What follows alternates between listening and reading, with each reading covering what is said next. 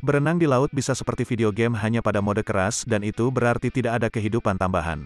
Jika kalian berenang ke musuh yang salah, itu benar-benar bisa menjadi game over. Manusia tidak benar-benar dirancang untuk berada di laut terlalu banyak. Tapi ada banyak makhluk berbisa dan bergigi tajam di sana yang beradaptasi dengan sempurna dan mungkin ingin membawa kalian ke bawah sebagai camilan ringan. Dari bahan bakar mimpi buruk yang goyah hingga ikan yang sama buruknya dengan yang terlihat. Tapi seperti biasa sebelum kita melanjutkan videonya, masuk intro dulu.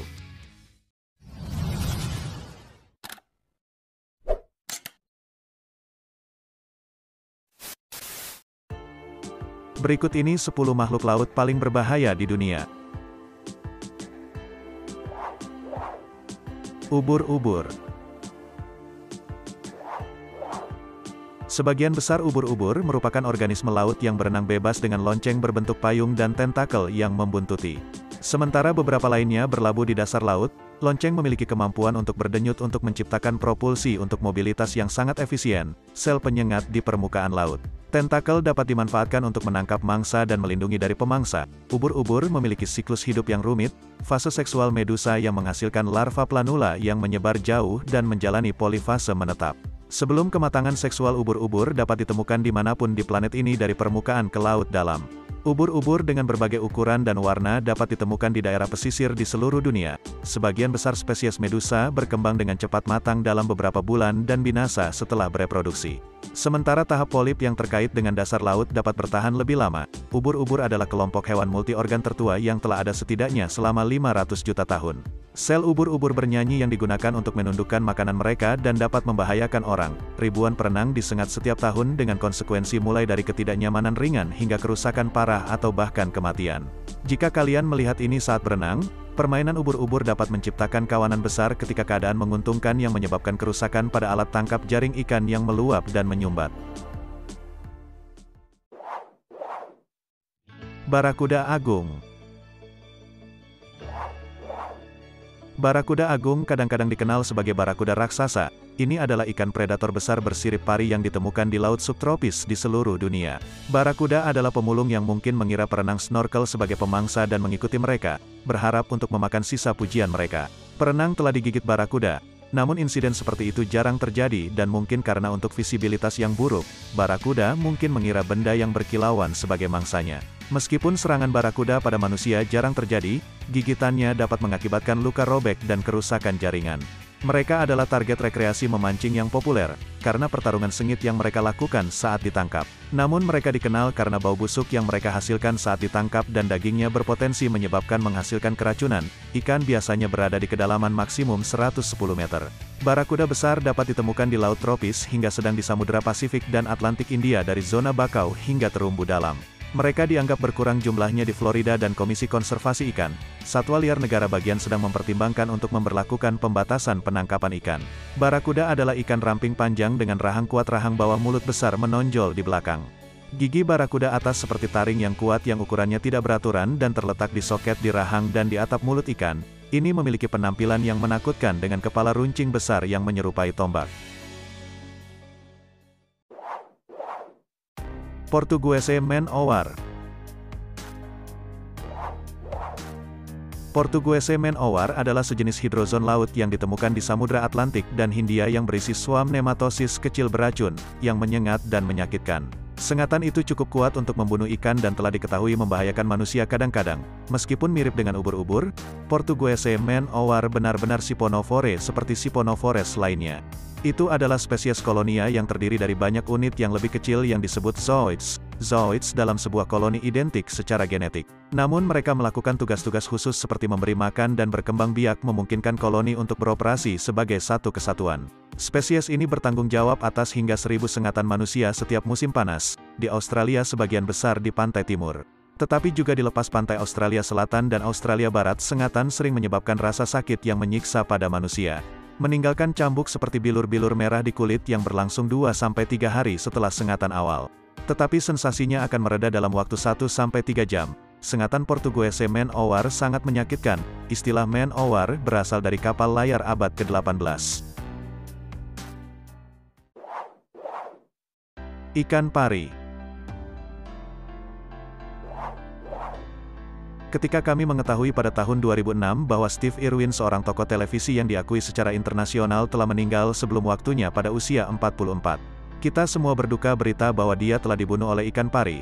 Bahkan lebih menakjubkan untuk seorang pria yang telah menghabiskan seluruh hidupnya bergaul dengan beberapa makhluk paling berbahaya di dunia. Ikan pari dianggap agak tidak berbahaya. Sebagian besar waktu hanya 2 individu telah mati di Laut Australia dari sengatan ikan pari sejak 1945. Salah satunya adalah Irwin. Kedua kali mereka beruntung sebagai duri menyengat mendarat di tubuh mereka membawa racun langsung ke hati mereka. Itu hanya pergi untuk menunjukkan bahwa ikan yang kita sukai untuk berenang mungkin berbahaya dalam situasi tertentu. Racunnya memang memiliki sifat anestesi. Dan dokter Yunani kuno menggunakannya sebagai obat bius untuk pasien yang menjalani operasi gigi yang sangat bagus. Hanya saja jangan mencoba melakukan perawatan gigi di rumah dengan ikan pari hidup. Kemungkinan besar akan berakhir buruk. Landak bunga. Landak laut ini terkenal karena penampilannya yang seperti bunga. Landak bunga mendapatkan namanya dari ini, tetapi jangan tertipu oleh penampilan luarnya. Kalian mungkin mendapatkan banyak masalah jika kalian memiliki keinginan untuk membungkuk dan menciumnya. Karena bunga itu benar-benar tentakel dengan mulut yang mampu menyuntikkan racun yang cukup kuat untuk membunuh manusia. Itulah sebabnya Guinness Book of Records menyebut ini landak yang marah, landak laut paling mematikan di dunia.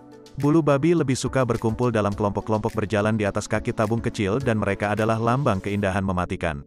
Mereka dapat ditemukan di kedalaman hingga 300 kaki sebagian besar di Pasifik Indo-Barat. Meskipun ini beberapa individu yang sangat suka bertualang di Asia Tenggara dan pulau-pulau Pasifik, mengumpulkan dan mengkonsumsi bulu babi ini sebelum memasaknya. Mereka mengeluarkan usus dan mengisinya dengan nasi dan santan tampaknya lezat. Kami akan mengambil kata mereka untuk itu.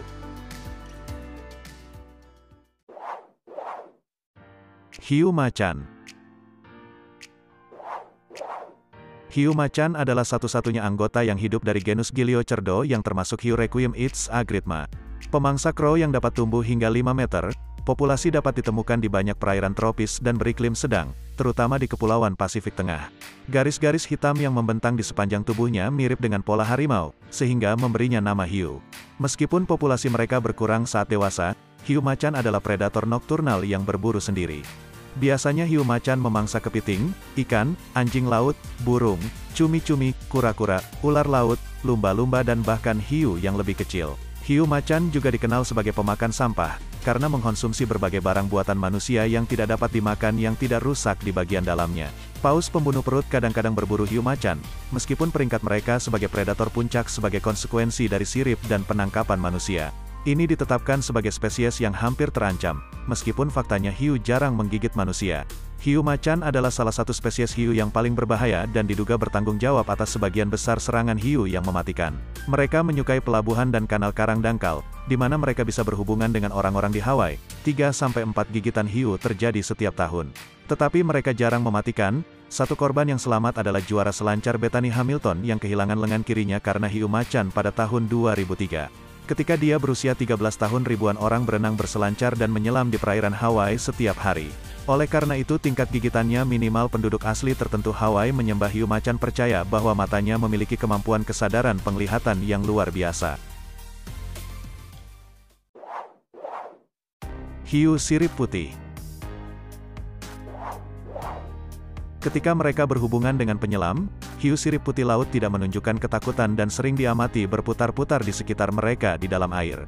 Karena ukuran kebiasaan makannya yang oportunistik dan tidak dapat diprediksi, hiu ini harus ditangani dengan sangat hati-hati di antara penyelam. Tidak seperti hiu martil, hiu sirip putih samudera agresif terhadap siemens, terdampar di individu laut dan itu sangat intens selama hiruk-pikuk makan. Menurut Jacques Cousteau, hiu ini adalah yang paling berbahaya dari semua hiu. Hiu ujung putih adalah salah satu hiu yang paling melimpah di lautan dan tidak terancam. Siripnya di sisi lain merupakan komponen penting dari subsirip hiu dan populasinya semakin meningkat. Hiu sirip putih yang menurun adalah makhluk kesepian yang suka berenang di air yang dalam. Kalian tidak boleh terlalu dekat, tetapi nama alternatif untuk hiu Requiem pelagis besar yang tinggal di perairan tropis dan beriklim sedang ini termasuk hiu coklat, hiu putih kecil, hiu nagano, hiu paus berujung putih samudera dan hiu ujung perak.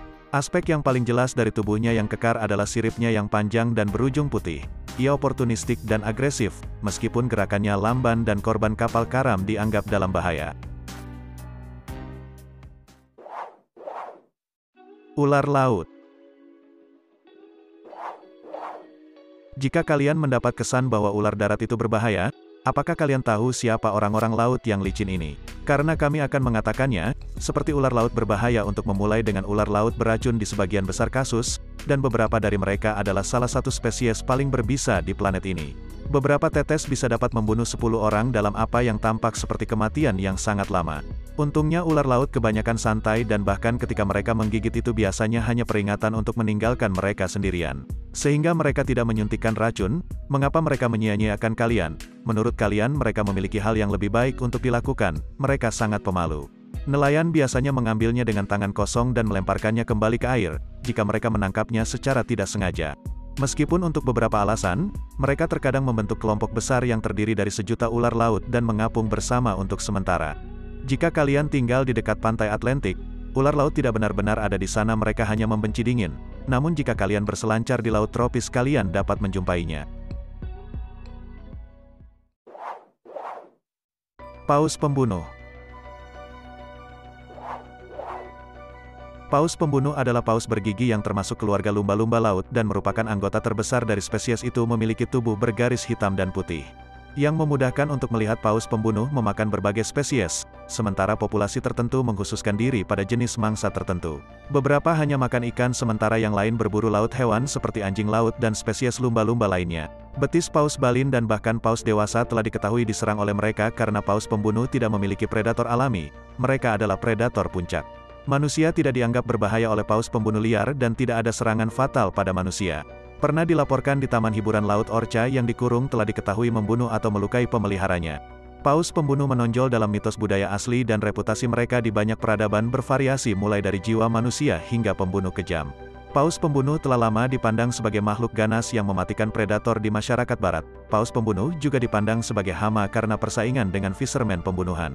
Paus pembunuh ditoleransi dan bahkan dipromosikan oleh pemerintah di barat Laut Pasifik dan Islandia pada tahun 1956. Angkatan Laut AS mengklaim telah menggunakan roket senapan mesin dan biaya kedalaman untuk membunuh ratusan paus pembunuh di Laut Islandi. Hiu putih besar. Hiu putih adalah hiu mackerel besar yang dapat ditemukan di semua perairan permukaan laut dunia. Ini terkenal dengan ukurannya dengan betina tertinggi mencapai 6,1 meter. Menurut penelitian tahun 2014, hiu putih besar dapat hidup 70 tahun atau lebih, menjadikannya salah satu ikan bertulang rawan yang hidup paling lama di dunia. Paus pembunuh adalah satu-satunya predator alami yang diketahui. Hiu putih besar pada kesempatan langka ini bisa dibilang ikan predator makro hidup terbesar di dunia dan salah satu predator paling signifikan dari mamalia laut. Hiu ini telah dikenal untuk makan termasuk ikan dan burung laut. Hiu putih direpresentasikan sebagai pemakan manusia yang biadab. Dalam buku Peter Benchley Rahang dan versi sinematik Steven Spielberg, hiu putih besar tidak memilih manusia sebagai makanan. Itu berita bagus. Selera manusia tampaknya dibenci atau setidaknya aneh bagi spesies. Mungkinkah hiu ini mengatakan kami tidak menarik bagi mereka, baik-baik saja? Sekarang kami kesal. Secara logistik tidak mungkin menyimpan hiu putih besar di penangkaran, karena kebutuhan mereka untuk melakukan perjalanan jarak jauh untuk migrasi musiman dan akibatnya diet mereka yang sangat menuntut. Sementara upaya telah dilakukan di masa lalu, tidak ada akuarium yang dikenal di dunia yang diyakini menampung spesimen hidup. Nah, itu dia beberapa makhluk laut paling berbahaya di dunia. Jika kalian terhibur dengan videonya, jangan lupa like, subscribe dan aktifkan loncengnya, agar sobat semua tidak ketinggalan video terbaru selanjutnya.